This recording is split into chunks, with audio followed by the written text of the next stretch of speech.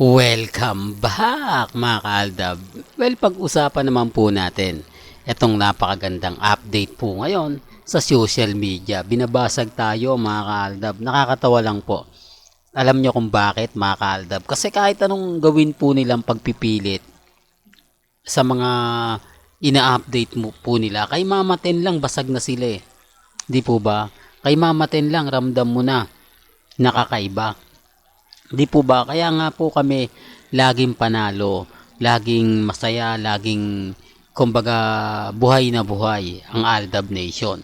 Samantalang ito nga lang po yung pinagmamalaki sa akin na binabasag. Ano ba connect nito? Hindi po ba? At bakit ginawa po ito ni Maine? Hindi, for the record lang po. Kasi alam niya na nasa ibang bansa sila ni Alden. Kailangan niyang gumawa ng mga kumbaga update na para kumbaga sila yung magkakasama. Di po ba? Pansin nyo, napakatagal na nito, inedit lang ni Mengay para may post. Kasi nga po, nasa ibang bansa po siya. Di po ba? O pupunta nga po sila ng South Korea. Nasa Singapore nga po raw siya ngayon. Di po ba? Yun po yung mga kumakalat ngayon sa social media. Pero pansin nyo naman po mga kaaldab na hindi naman po yun ang post niya. Kakaiba. Kaya nga sinasabi ko lang po ito para lang po sa mga taong dumadaan at bumibisita sa channel natin. Ito naman po yung kagandahan niya. Sabi ko nga po sa inyo dito po sa channel ni Mr. Destiny, kung ano lang po yung latest, kung ano lang po yung trending, doon lang po tayo. Di po ba? Sa mga nagsasabi ng ganito, nagsasabi ng ganyan, relax lang po kayo. Sa tingin po ba nila yan, yung mga pinopost nila, madali na po nila makukuha yung simpatya ng Aldab Nation? Makukuha po ba nila yung respeto ng mga main fanatics at Armain?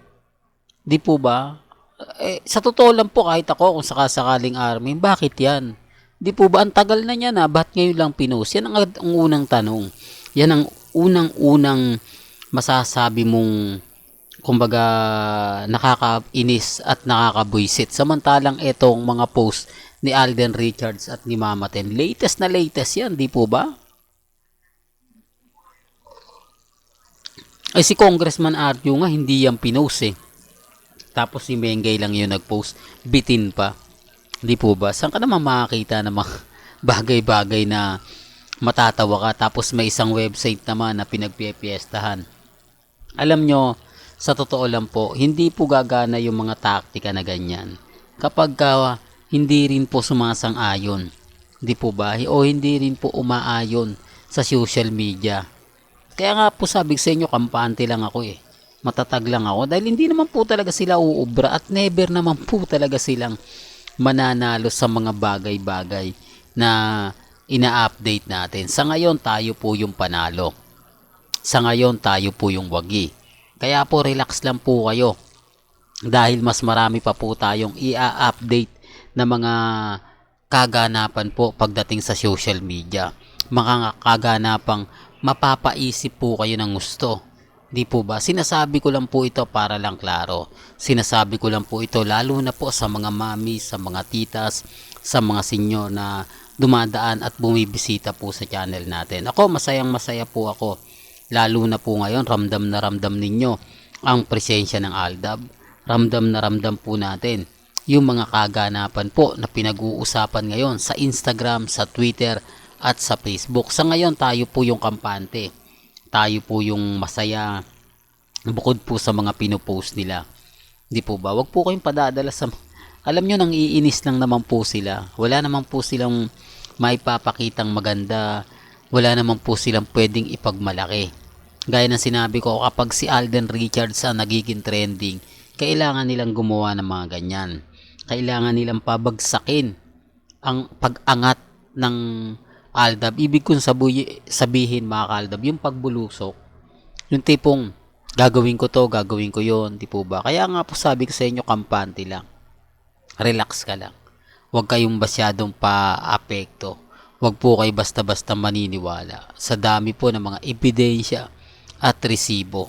Sa dami po ng mga taong nag-aabang na keso ganito, keso ganon. Hayaan nyo lang po sila. Hindi naman po talaga sila mananalo sa Aldab.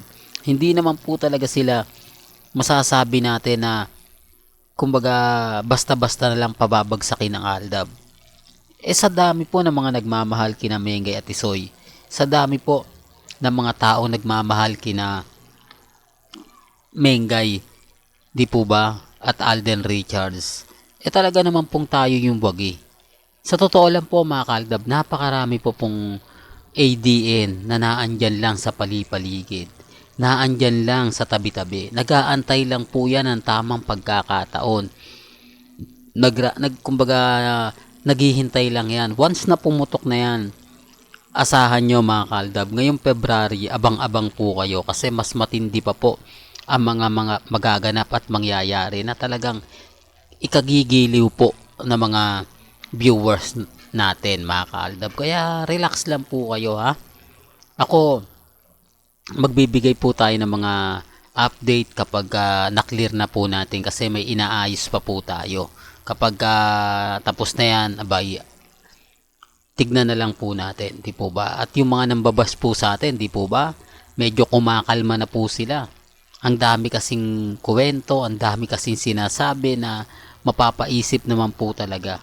Di po ba? Kaya ang sabi ko sa inyo, relax lang, kampante lang. Titignan nyo yung mga post ni Mengay at yung post ni Alden Richards at yung update ni Mama Ten. Doon pa lang mapapaisip na kayo na parang may mali. Doon pa lang masasabi nyo na kampante lang tayo, Mr. Destiny.